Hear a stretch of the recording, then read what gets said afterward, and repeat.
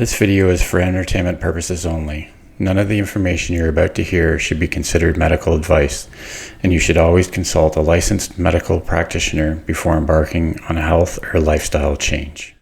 Thanks for doing this interview. I know we've been talking about this for quite a while about getting this done. It's just hooking up. Yeah, it's takes a while sometimes to get these things done, but now that the summer is over, I'm hoping to get more interviews recorded and released, because I know everyone's busy during the summer, so I don't really push to get too many of them done. Yeah. But so we are recording. So why don't we, usually with the interviews, I just like to start with, from your beginning, how how and why you got started with keto, and then we can basically go from there. All righty. Well, I started keto 2020 in September. Prior to that, I want to say 2007, I had gastric bypass surgery, and I was almost 300 pounds, if not more, at that point. And there was heart disease in my family, high blood pressure, diabetes, type 2 diabetes. It was like I was trying to run away from all that stuff. And at the time, I had tried dieting. The roller coaster, you lose some, you gain twice as much for so many years, ongoing. And I talked to my husband, and we had just been married a few years at that point.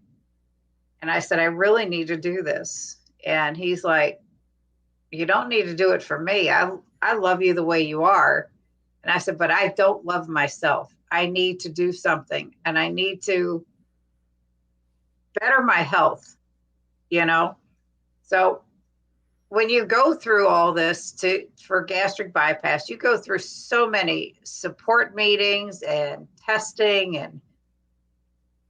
and I had the surgery, and a couple years later, I had lost like 90 pounds really quick. And then they tell you to eat the whole grain pastas and the brown rices and the sweet potatoes instead of all the white stuff, and the darker breads instead of the white breads. Mm-hmm. Well, I did all that. And the weight started creeping back on over the years. But a couple years after I had the surgery, I found out that I was getting hypoglycemic episodes. And I tried to put the two together, and I found out if I ate too many carbs, I was kicking out so much insulin that it was dropping my blood sugars sometimes in the 40s, which was terrifying. Mm-hmm. And my husband, being a type 1 diabetic, I knew the signs when he would go into a hypoglycemic area, because he went through the highs and lows on that stuff. So I bought myself a meter, and I kept checking, and I started reading labels religiously, and I love cereal. I loved sugar, but I love cereal. And I could not find any cereal on the market that was low in carbs. Mm-hmm. None. It was crazy.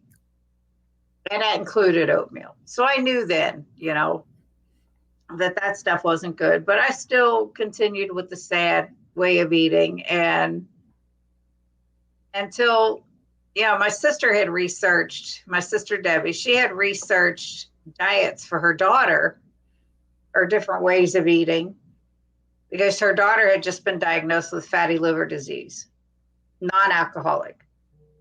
And so she started putting in our sister chat that we have going. We have two other sisters also, about what she was doing, and do we want to do it with her? For like 3 months, all I kept hearing was all these little things about keto. And I said, all right. I looked at my husband. I said, I'm just going to do this for nothing else to shut her up. So in September 2020, I was weighing almost 270. And, my blood work was always pretty good, and I felt okay. However, I had had 2 knee replacements by then and was having a lot of back pain from arthritis and all this stuff. Well, within 23 months of starting keto, and I stayed really strict keto, I stayed under that 20 total carbs for the longest time. I didn't eat any of the keto sweet stuff for at least 6 months, I want to think. And within 23 months, I had lost 100 pounds. And I felt great. When I had gone to my doctor shortly after starting keto, I asked him to do an A1C check because I don't remember ever having one done, even being 300 pounds back in the earlier adult years.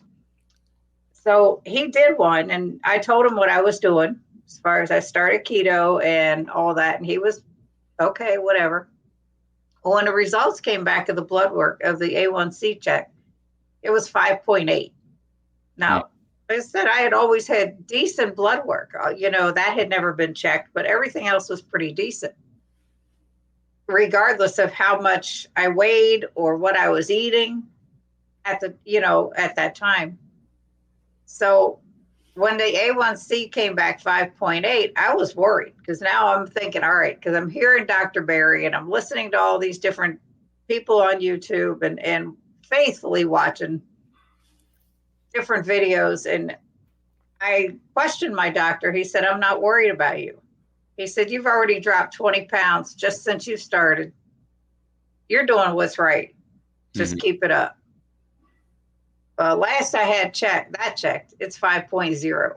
So I'm like, yes, I'm good. So yeah, I feel so much better than I ever did, even in my 30s and 40s. I'm 65 years old. I had started bowling when I was 9 years old. In my 40s, I had to stop because I was having knee issues and back issues, and it just wasn't worth it for me. 20 years later, I'm back to bowling, and I feel great about it. We bowl twice a week, or I do. My husband and I bowl in a senior league on Mondays. But I picked up another league, and we may be picking up another one. So, but it's fun, and it is exercise, and it's great to be able to do something that I did when I was younger that I enjoyed, that I couldn't do prior to losing this weight for a number of years. So, but yeah, with keto, right now, the way I eat is mostly meat, but I do enjoy Ketochow, and I do have Choc Zero occasionally, which I need to mix for a while. But yeah, I feel really good. In 2017, before I started keto, in 2014, I had my first knee replaced. In 2017, I had to have the second one done. And I was miserable. It got infected. I wound up with two bacteria growing. One was a staph infection, and one was something else. I was on IV antibiotics for 6 weeks, and then oral antibiotics for 8 months after that. And we all know antibiotics can tear you apart. That was so horrible. And I was like, oh my word, why, now knowing what I know now and what I've done to this point, I wonder if I could have avoided those knee surgeries. I was pretty much bone on bone, so I don't think anything could have been different. But you just never know. This has improved so many things for so many people. Right. Could I have avoided them? You just never know. But if you don't try, you won't know. Sure. Yeah, and it's amazing how things like this, and I've heard this, heard it sort of go this way a lot of times, is that it seems like most of us start for the same reason. We know we need to lose that weight and, get healthier, but then it slowly turns into, hey, I've done this, but now exactly like you say, oh, well, I can do all these things again that I haven't been able to do for years. And, you're feeling better and all the aches and pains are gone. Mhm. So the whole weight loss part of it shifts to more quality of life overall. Right. Especially as you get older, Mm-hmm, like I didn't start this until I was 62, mm-hmm, so it was like, can we do this when we're older? Heck yeah. mm-hmm, I did it yeah, and I'm still doing it. I've maintained this for over a year now. mm-hmm, I still like to lose a little more, but I keep saying if I don't, I know I am way healthier than I used to be. sure, I was on blood pressure medicine from the time I was a teenager until probably about a year ago. I don't have to take it anymore. We're mm-hmm, talking 50 years on blood pressure medicines that you don't have to take. The last mm-hmm, time I had my blood pressure checked when I went to the doctor, now, mind you, I had an infection and all this stuff going on. My blood pressure was 110/70. And mm, I'm like, I'll take it. yeah, That was a true win because typically when you're sick, your blood pressure is going to be elevated anyway, a mm-hmm, little bit. But yeah, that was a total win. yeah, And yeah, I was talking to my sister the other day, and another that I haven't talked about on my channel yet. I never even thought about it. But when I was recuperating from the knee surgeries, we had a very small house. We had one bathroom in the house. Our bedroom was upstairs. The bathroom was on the first floor. So I slept in a recliner mm, for years, from one knee surgery to the other to avoid the steps. Because that was, and trying to, when you have to use the restroom and you got a bad knee, you don't want to climb stairs because you're not going to make it. right, So, anyhow, um, I had developed bursitis in both of my sides from sleeping in a recliner in mm-hmm, that position for so many years. I could not lay down on either one of my sides without excruciating pain. It's gone. mm-hmm, I mean, it's totally gone. And I sleep so much better because I was a side sleeper. So, and when I couldn't do that, that was hard, mm-hmm, trying to get some good sleep, which we all know is very important.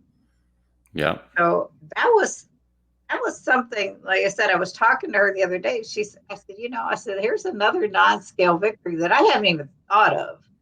mm-hmm, You know, putting the two together because they sent me to physical therapy for it, so I'm sure that helped. But this has totally taken that pain away, and it's like yes, because that was big. mm-hmm. Yeah. Yeah, and yeah, healing your body it's amazing how, and I unfortunately I see, well, I'm sure you see it all the time too, is a lot of people just seem to accept it, the pain and these nagging things that come with age. They think, oh, this is just part of getting old, when Right. realistically it's just part of not sort of healing your body properly. And thankfully I was able to recognize that I needed to do something a bit earlier. I was 49 when I started keto, Mhm.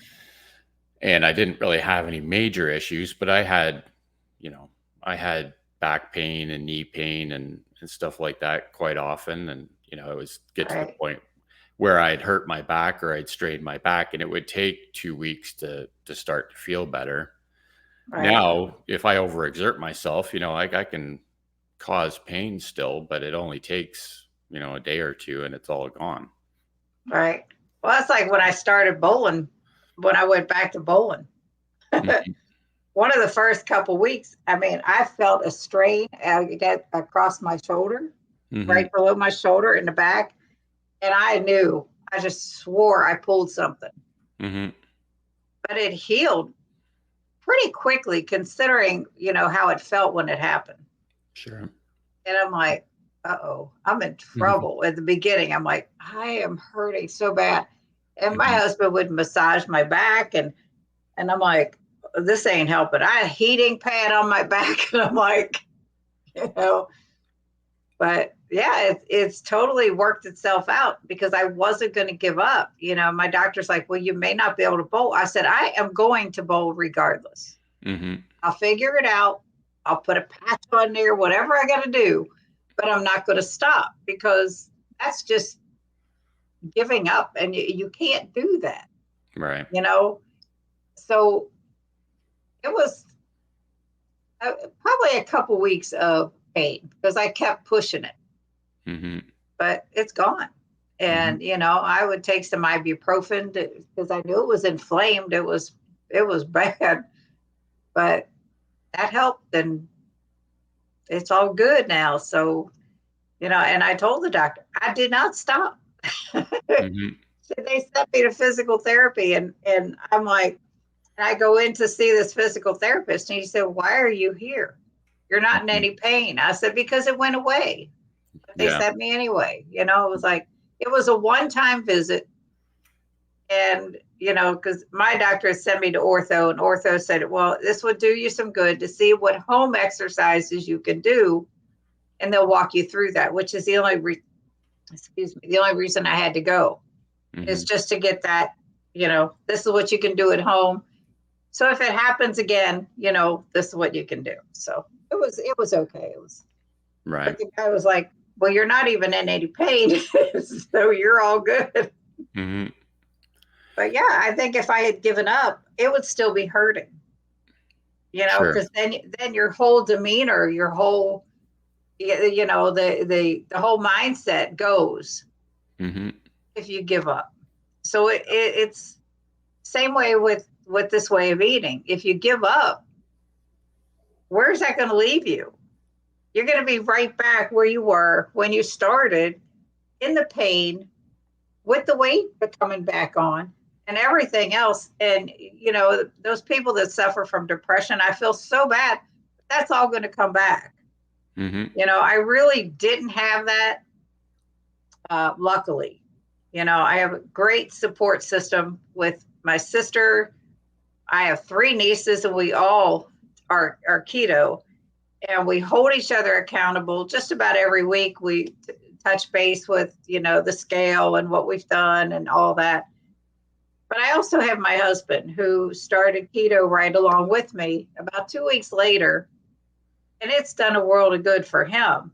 Hmm. Being a type 1 diabetic, like I had said, it has leveled off his blood sugar to where his A1C, when he started it in October of 2020, was 7.9. His latest A1C at the endo was 6.1. Hmm. And he's like, I'd never thought I'd ever see those numbers. And it almost brought him to tears. Yeah. It was like, this is amazing. Hmm. When I first met this man 20 years ago, his A1C was 16. Hmm. It was so off the charts, crazy. Hmm. He was lucky he was still alive. That was nuts. Yeah. Yeah. But yeah, he's come such a long way. But Yeah. yeah, No, that's awesome, man. Like I like hearing stories about like that. Like the whole our journeys with weight loss and healing and all that is great. But to be able to hear stories about others and like Paul, uh, Defense Wiz that's in the community as well, being type 1 as yes, well, like hearing these stories saying, okay, well, we know it can't be cured, and there, that's just a reality, but it can, make some drastic changes and help in a big way to eat like this or live a keto lifestyle. absolutely. Yeah. I thank my sister all the time for Mhm. for keeping honest in that chat. Mhm. It's like we just, and I'll tell you, with her, she's always been in really good shape. She had put on a little weight, Mhm. but when she did this, she told her daughter, "I'm going to do this with you." And this, she had started in June of 2020. And she told me, she said, I was starting to have a little knee pain. She's a couple years older than me. She'll kill me if she hears this. Mhm. But within weeks, that knee pain was gone. Mm-hmm. And she would tell us this. And I'm like, yeah, whatever. Knowing what I had already gone through with my knees, because prior to all that, I'm like, yeah, okay, whatever. I'd sit there and I would just listen and read what she's telling us and all this before I just bit the bullet and started. And, I am so thankful that I did, Mm-hmm. and so appreciative of her for being so persistent. Sure. We had gone to Keto 2022, Mm. and she had her granddaughter make us up these shirts. And it's like, hers said, "I'm the persistent sister." And mine said, "My sister made me do it," Mm-hmm. or something to that effect. And Yeah. we wore them. And it's really great because we had met, being that my sister is Debbie. I don't know if you've heard Nurse Cindy's story. Mm-hmm. She had a sister, Debbie, unfortunately passed away, who got her started on keto. Mm. So she had heard about us from Rachel from Two Crazy Ketos, that there's two sisters, Cindy and Debbie. Same way. My sister Debbie got me started. Her sister Debbie got her started. Well, we met her at Keto in 2022, and that was the most fantastic meeting. We've stayed friends. We text. We have a group text, the three of us, and it's just been great. Hmm. But she made us stand up at Keto because when she got up to do her talk, she started it out talking about her sister. She said, "But I just met two sisters, Cindy and Debbie, who have the same story that I do." Mm. And she had us stand up, and everybody's in tears, and it was just so heartwarming. It was great. But she's Yeah. fantastic. Yeah. Yeah. Yes. For sure.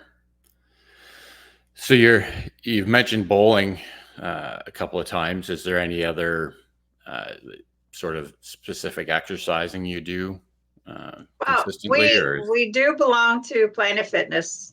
Okay. We need to be more diligent about going, but we were Mm. walking every day until it got too cold out. Mm-hmm. There for a while, I was doing this walking app that, like, it would go quick pace, slow it down a little bit, quick pace for so many minutes. And I had completed it. It had gotten up to like 55 minutes of walking with 30 of that or so at a quick pace. Mm. And I was doing that every day. It was like, so I need to get back to the gym, but I don't know if you'll be able to see it. This right here Yeah. is a rebounder that Okay. I just bought. And that's part of my January plans, along with doing beef, butter, bacon, and eggs with one of my subscribers who is struggling. I said, "I'll do this with you." She said, "That's awfully nice of you." And I can't stand it. It's hard. Mm-hmm. It's hard because I've never, with the exception of the one other time I did beef, butter, bacon, and eggs, I've never given up my Diet Pepsi, with the exception of that 1 month. And I've been successful keeping it in my diet. Mm-hmm. However, to do beef, butter, bacon, and eggs the right way, there are no sweeteners. Right. So that means no Ketochow, no chalk zero, Mm-hmm. no soda. So it's like, But I told her, I said, because she's really struggling. And I said, "All right, let's do that. I'll do this with you." Mm-hmm. She said, "Okay." And then getting on this thing a few times a week.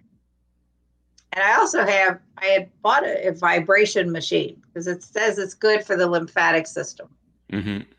And after my knee surgeries, I found out I have primary and secondary lymphedema in both of my legs.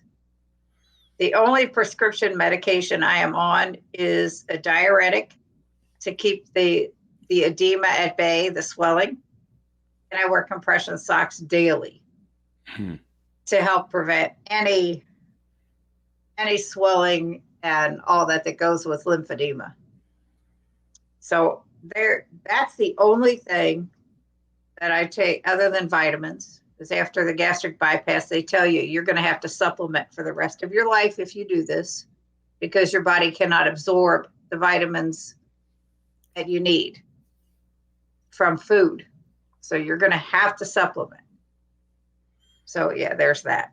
Mm-hmm. But that's the only prescription medication is that diuretic, which is a water pill, basically, to help with the edema. Right. That's it. And I'm like, I'm good. Mm-hmm. I feel good.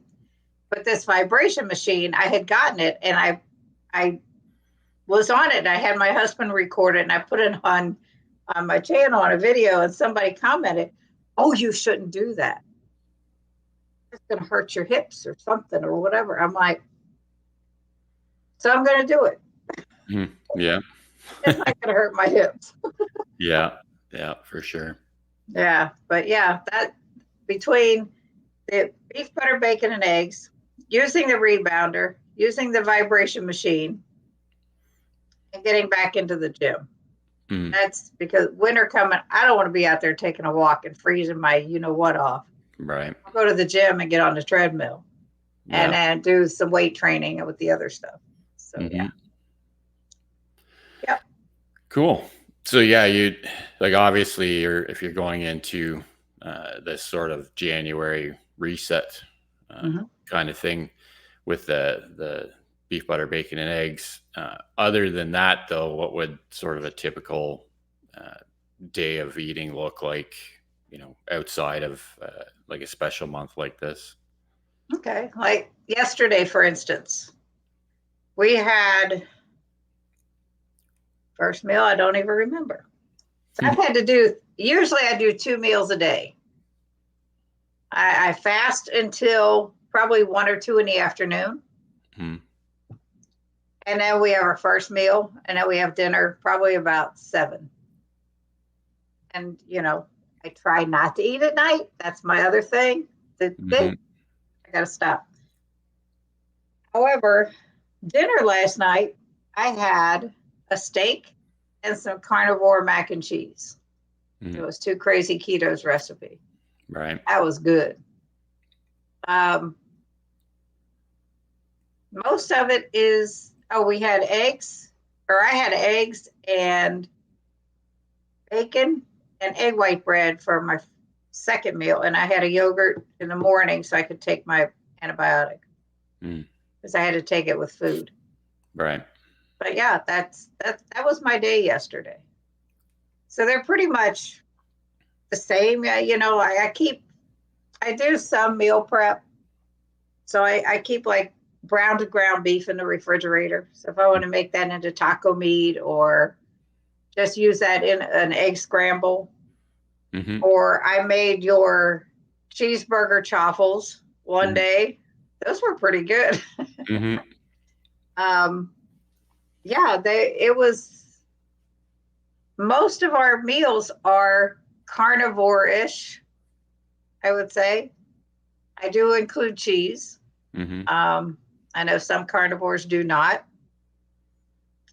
But yeah, like one morning for my first meal, to take my stupid pill, I had a Ketochow shake. And it was, oh my word, the way I mixed it, it was so good. It was like an Oreo flavored birthday cake Ketochow. Oh, yeah. Oh, wow. It was good.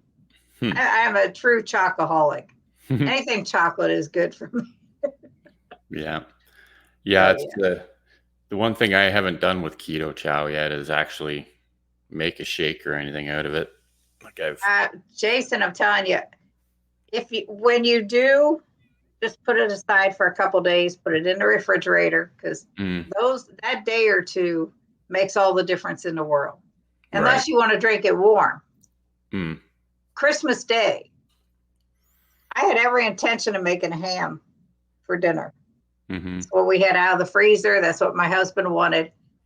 And I just wasn't hungry enough for that. And I went and I I got me a packet of chocolate Ketochow. And, I mentioned Chalk Zero. I had bought a box of, and there's 4 in it, of their hot cocoa bombs. Mm. I don't know if you've seen them or I've seen heard of anybody them. have. Yeah. Well, they're about the size of a little bit smaller than a baseball, I would say. Mm. So I made the Ketochow hot. I Mm. used 2 tablespoons of butter and hot water. And then I put this bomb inside of it. Mm. And it opens up and all these little miniature marshmallows come out. It is so cool. That was the creamiest, thickest hot chocolate. It was so good. Hmm. But it was a healthier version than if I would go out and get a cup of hot chocolate somewhere. Sure. This was so good. I was like, oh my word, this could be. That was my dinner. Yeah. That packet of Ketochow, as you know, that's a meal replacement. Mm-hmm. That's what I had for dinner. That was Mm-hmm. it. Yeah. And it was one delicious dinner. Yeah. Sure. It certainly sounds like it for sure. It was great. Yes. Yeah, I'll have to try it. Like I say, all I have right now is the butterscotch one. Oh my goodness. You should see my closet. Well, they I had have so much. They had to stop selling it in Canada for a while there because the government here is not happy with the amount of potassium they have in it. So you can't even They buy really it. wouldn't be happy with the salty then, right? No, that's definitely not going to be able to be sold or resold like through a reseller here in Canada. That's sad. No. Uh, yeah, it is. But like I say, well, I'm still waiting to try that as well. The That's salty really stuff. good. Yep. Yeah, I'm hoping. Well, there's some on the way. They sent me some, but it's been stuck in transit, bouncing around the United States for a week and a half now. So, Oh, geez. yeah.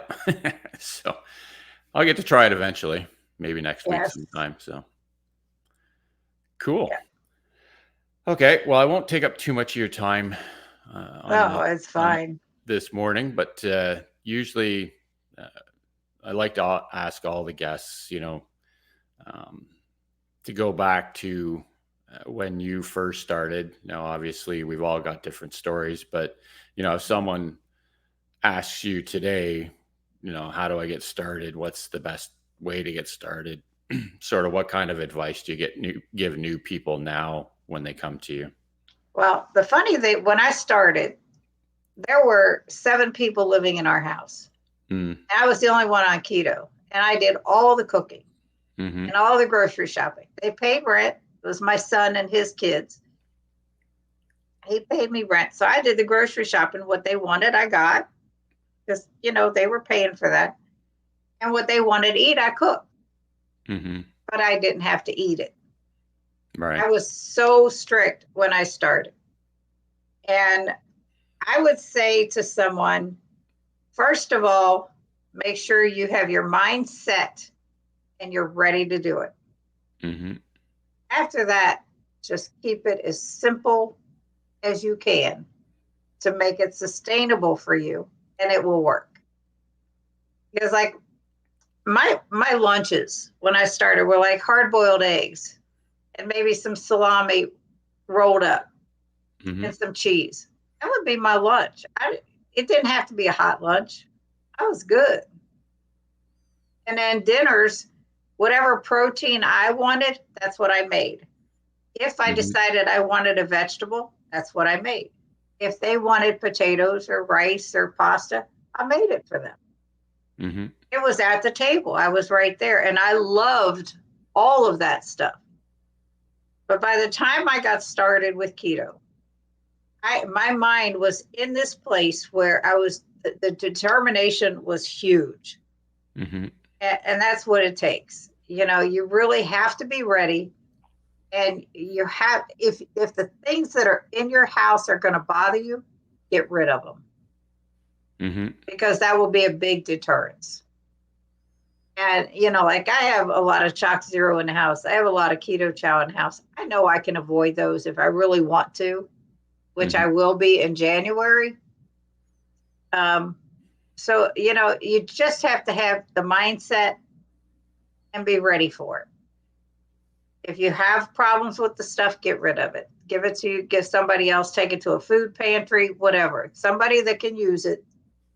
I ain't saying throw it out. I hear so many people, oh, throw that away. No, Hmm. because first of all, it's money. Hmm. Secondly, there's going to be somebody that can use it, Hmm. and even though they probably shouldn't, you can't change everybody. Right. But when you're ready to change for yourself and you want to better your health, that's the biggest key. I have two sons that are in their 40s.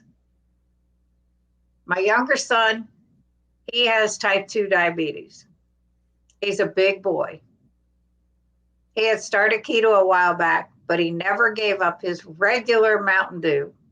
Hmm. And I kept on him. I said, if you want to keep it, go to the diet, Mountain Dew, until you just, wean down on it a little bit because he drinks quite a bit of it. Hmm. My older son is very sick. He is on disability. He had ulcerative colitis diagnosis back in 2009, early 2009, wound up having his colon removed. And now he has Crohn's, which attacks your small intestines. Yeah. And I have sent him video after video on how this can help keep that Crohn's in remission. Hmm. I've sent him people that have Crohn's that are doing this, that put videos out on how it's helped them. I don't even know if he watches them. Hmm. So I can talk all day about keto and the benefits, and from what I've experienced and what I've heard. But until you have that mindset, until you are ready to make that change, it's not going to happen. Hmm. But keeping it simple when you are ready is the biggest key to success. Because if you try to read too much into it, you're going to be so screwed up.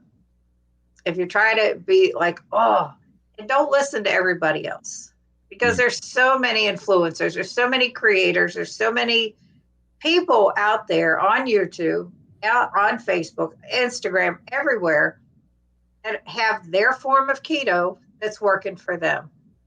That's what you got to do. Hmm. Start simple, find what's working, and keep at it. Yeah. Because one person can tell you one thing. Like there's so many people, oh, it's high fat, moderate protein. Other people, higher protein, lower fat works for them. Finding that sweet spot is like, it takes time. Hmm. But in the beginning, absolutely keep it as simple as you can.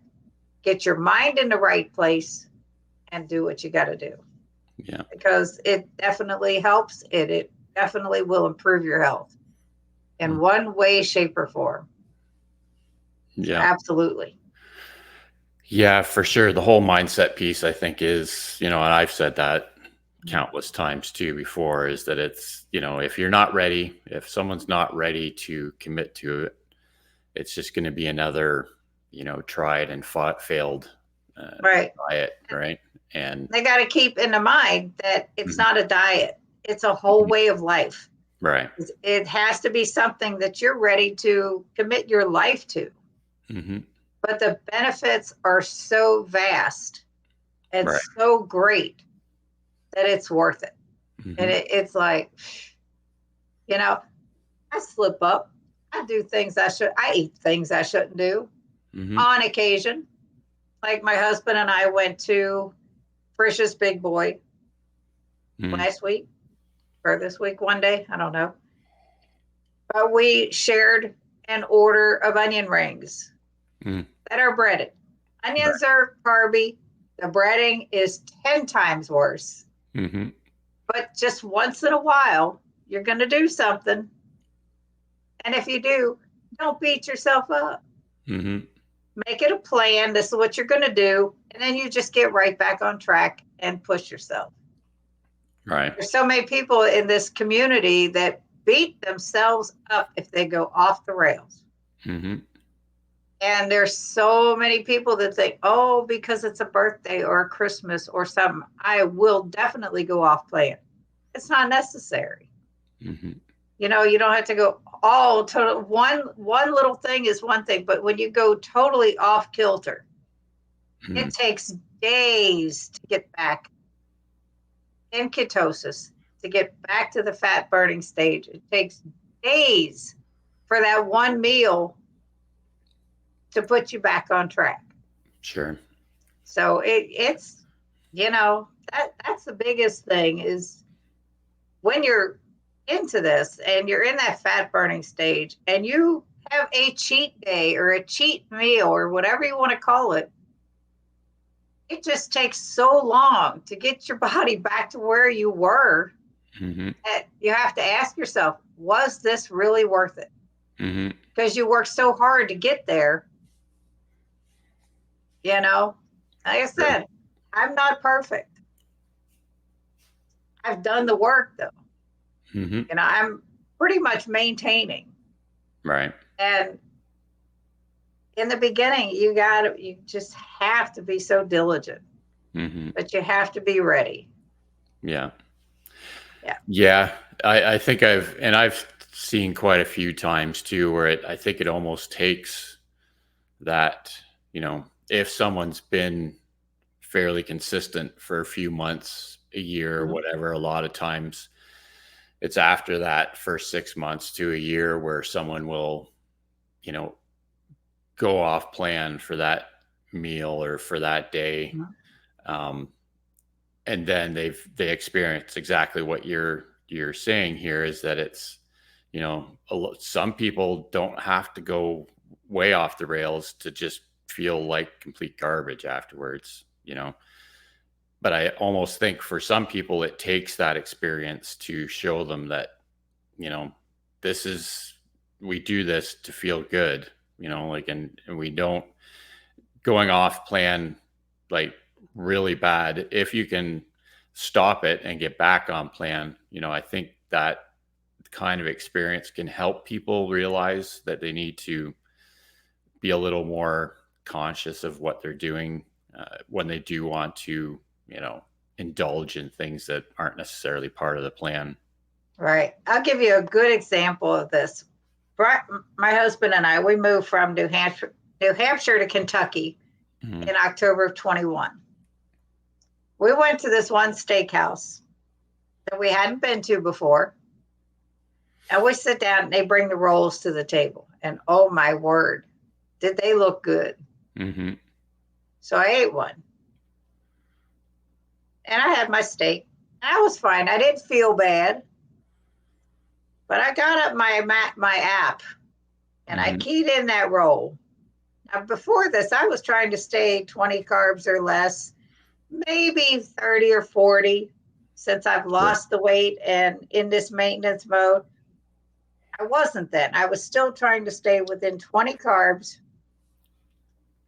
unless I, wanted something and I knew I was going right back on track. Mm-hmm. It blew my mind that one roll was 56 carbs. Mm-hmm. Now, I was a true bread lover.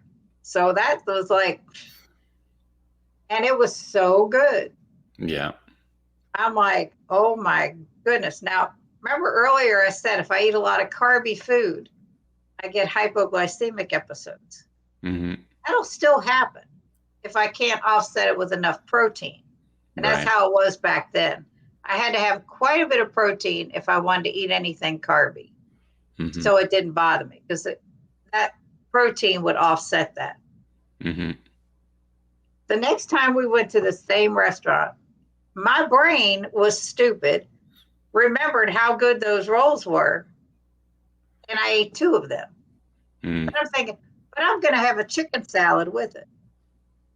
Well, not enough protein when you get a salad, Right. unless you ask for extra protein on your salad. Mm-hmm. And when I do get a big salad, I never eat it all. I pick out the protein mostly first. I make sure I eat all of that. And there's, like I said, there's not much there. So I was sick. My blood sugars dropped like that Yeah. after that. And I'm like, all right. So now we go there everywhere we go. Red Lobster has those great Cheddar Bay biscuits. Mm-hmm. Do not bring anything to the table. Right. Just don't. Give them to somebody else. Whatever you got to do. Don't bring the bread to the table. Mm-hmm. So everywhere we go, that's what we do. You know, it's yeah, that was probably the stupidest thing. After I'd already seen their 56 carbs, and to eat 2 of them the next time, that's 112 carbs right off the bat. Mm-hmm. What the heck did I just do that I'm going to have to work 10 times harder to get back on, to get back to where I was? Yeah. But like I said, nobody's perfect. Yeah. Everybody messes up. It's Mm-hmm. how you follow through after that. Absolutely. You know, there's so many people that would just give up and say, I already screwed it up. Oh, well. Mm-hmm. And go for a week at a time, just messing up. Mm-hmm. And then there comes the weight. There comes the weight. There comes the pain. Because now you got inflammation back and all that. And it's just not worth that. To me, anyway, it's not worth that. Mm-hmm. Yeah, absolutely. I'm with you on that one.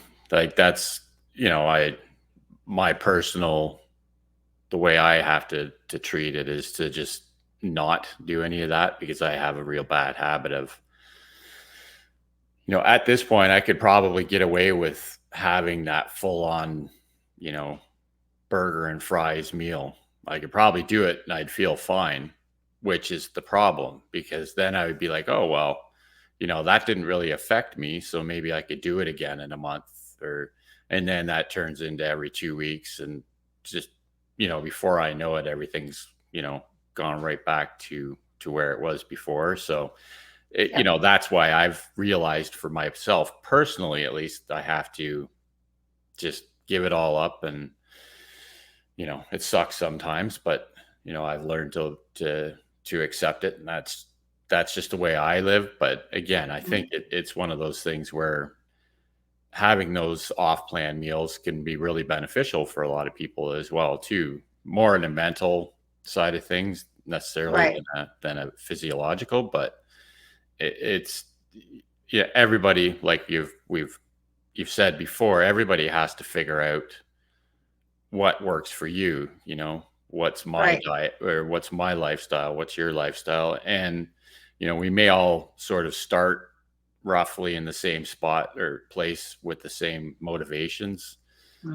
Over time, it's just going to transition into what works for you. And, you know, that's all you can really do. And that's why I like to do these interviews, is because, you know, my goal with them is when someone asks me, okay, well, how do I start and where should I start? Well, I just point them to these interviews, because with, you know, 20, 30 different stories, you're always going to get something that will resonate with that person, right? Because we've all got different stories. Like I say, we there's similar parts to all of them, but, you know, there's the yo-yo dieting, the main goal when you start is, oh, I got to lose this weight.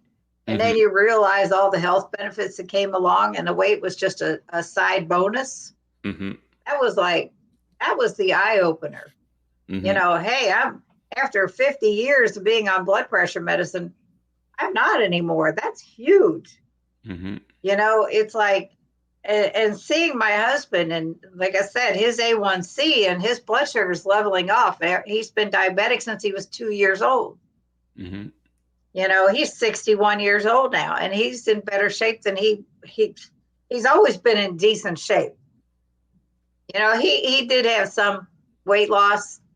Okay, whatever. But his health is so much better overall. And it's like, holy man, look what this has done to this man. And it's just fantastic. So, and yeah, And for me, the back pain is gone, the bursitis is gone. There's so many just overall benefits for Hmm. so many people. It's hard to just turn your back on this Hmm. and not give it a try. Yeah. It's hard. To me, it would be. Yeah.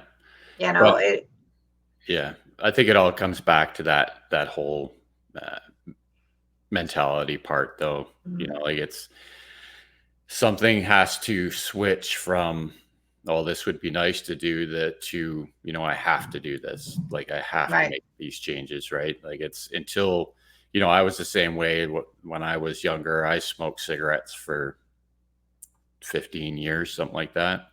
Mhm. But it got to the point where, I tried quitting a couple of times, but wasn't until I was like, I'm done with this. And like, I had to say to myself, well, I have to quit this.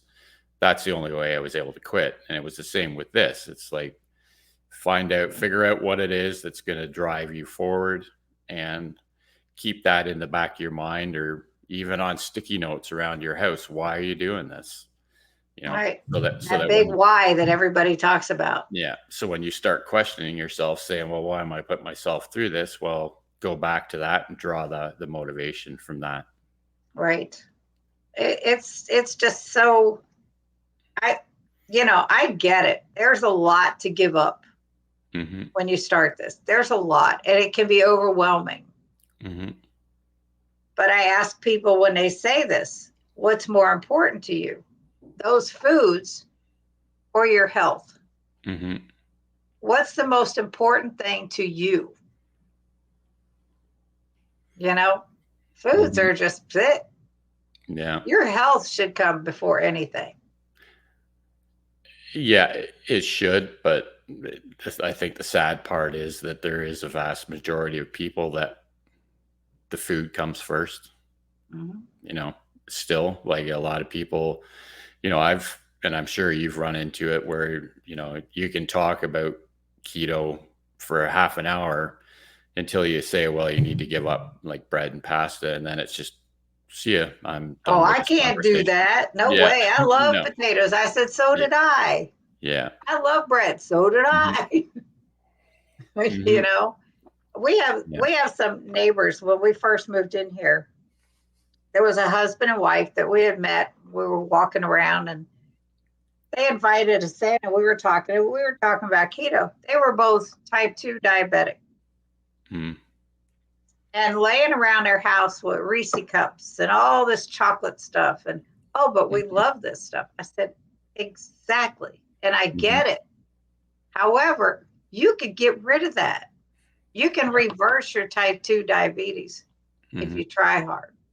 You could get off of the medications that have side effects and all that. Mhm. Well, fast forward about a year and a half, they have both died of cancer. Mm. And it's so sad. It was like he went, and within months, she went. Right. She was diagnosed with cancer before he was, and then he was diagnosed with cancer of the esophagus, I think. Mm. And he went pretty quick, considering. Mhm. It was just sad. And we have another set of neighbors that are on so many medications, and they inquired about us and what we were doing, and so we told him about it. Oh, Mhm. he says, I'm going to do this. I'm doing this. Well, I don't know if you personally have experienced, but I know when I lost weight, the first place I noticed is in my face. Mhm. And it's pretty typical. That's the first thing that people are going to notice. Yeah. I wasn't noticing any changes in him, but he kept swearing he was doing it. Mm. His wife and I went out one day just for a couple hours, and she says, he cheats all the time. Mhm. Well, she has no part of it because she's not crazy about meat Mm. in general. She said, I can't do this stuff, whatever. So he keeps putting on this false thing that he's doing this keto. Mhm. And Brian and I, my husband, we just sit there and just laugh about it away from it. Mm. And I mean, it's sad because he is does have so much wrong with him. But we all went out to eat one day at a steakhouse. Mm-hmm. And I had to laugh at him and I had to say something because it was crazy. They brought bread. He pushed it over to his wife because he knew she was going to eat some. He didn't touch it. Then he orders his steak with a baked potato. Mm-hmm. And he got a salad. They bring the salad, it has croutons on it. He's picking off the croutons. And I'm like, those little croutons aren't going to do as much damage as that baked potato is going to do. Right. So I looked at him, I said, what are you doing? And he says, I'm going to give these to her. I said, what difference does it make? You ordered a baked potato. Yeah. He said, well, every little bit helps. I'm like, God. Yeah. So it was like Brian and I, that was the point. That's it. No more. We're not going to discuss this anymore with them. It's like, nope, not happening. Yeah. But, and then we've come across people like when we go out like I said, I talk about it all the time because I know how much good it's done. Mm-hmm. And there are those people that look so interested. Oh, I need to try this. My doctor's offices. It's like, mm-hmm. That sounds great. Oh, but then there's those, I can't give that up. Mm-hmm. I said, I didn't think I could either. Yeah. I said, but after a while, I figured out my health is a lot more important to me than those French fries or that spaghetti or the breads that I love so much. Mm-hmm. This is way more important. Mm-hmm. So it's ironic. Yeah. Yeah. And You can't change people. You can't. No. Yeah. I think all you can really do is lead by example and, and hope that people see the benefits. And again, I think one of the parts, unfortunately, and we've all experienced it, is that everybody sees the outside benefits, like the weight loss and all that. Nobody sees the benefits inside, like the pain going away and the inflammation going away and just how good you feel inside. Right. And I think if people understood that part of it a little bit more, it might be easier to convince them to give it a try, because everybody sees just the weight loss piece. Oh, this guy next door to us. Mm-hmm. I mean, I had talked about Dr. Berry. I gave him videos to watch. Mm-hmm. When he said he wanted to do it. Mm-hmm. Oh, he doesn't know what he's talking about. Mm-hmm. Yeah. And I'm like, really? Yeah. My doctor even said that one day. I don't go to that doctor anymore, but I have Dr. Berry's Common Sense Labs book. I took it with me to my appointment. I said, I would like this and this and this and this done, as well as whatever, the ones you're ordering. Right. Well, you don't need those. Who says you need those? Mm-hmm. And he says, he doesn't know what he's talking about. Yeah. And I'm like, dude, yeah. He has reasonings written down in this book why you should have this lab work done. Mm-hmm. Oh, you don't need that. Yeah. And one was a fasting insulin. Dr. Berry talks about that a lot. Mm-hmm. I asked my doctor to order that. He refused. Mm-hmm. He said, if your fasting glucose and your A1C come back messed up, then I will order you a fasting insulin. Mm-hmm. So he tried to explain himself. And I just said, whatever. If I really want it done, I know how to order it myself. So right. Yeah. Yeah, it is kind of crazy for sure. But all we can do is, do what's best for us at the end of the day. So that's right. Try to educate our doctors. Yeah. Yeah. Okay. Well, we're coming up on an hour here. I don't know if there's anything else you want to add to. No, I think that's about it. Thank you so much, Jason. Yeah. No problem. It's been great.